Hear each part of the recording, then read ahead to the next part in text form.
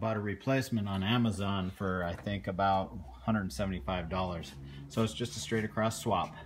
Should be easy. This is a 2007 Rav4 with a 4-cylinder to replace the alternator on here. First thing, take off your negative side on your battery and so you don't fry anything, and lift up your valance. You might ruin a clip doing it, but lift up your valance so you can get to the 2 screws holding on your reservoir, one there and one there, so you can swing it out of the way. You'll need the extra room. So let's get on with it. So get some needle nose pliers back here behind this so you can squeeze this clip out of this retaining bracket. Okay, to get the harness plug out of there, you squeeze right here to release the clip and wiggle it out. That's all. Now to get this shield off, it actually will probably break on you, the little catches, but you just pry it off because there's no easy way. Like most things on these Toyotas, they're almost all 10mm, and this is too. Now's a good time to take this bracket off too. Okay, you might want to just pop this off so you can swing the whole harness assembly out of the way.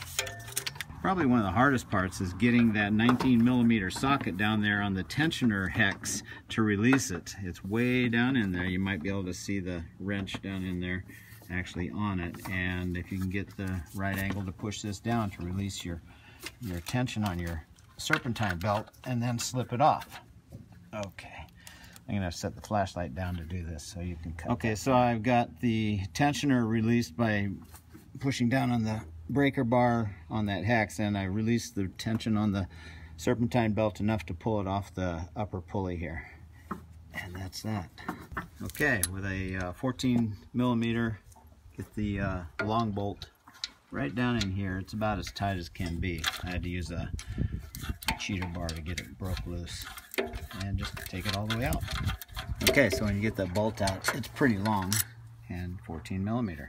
That's it. Okay, so the bottom bolt in the front is 12mm, and you'll need a little bit of an extension to get to it.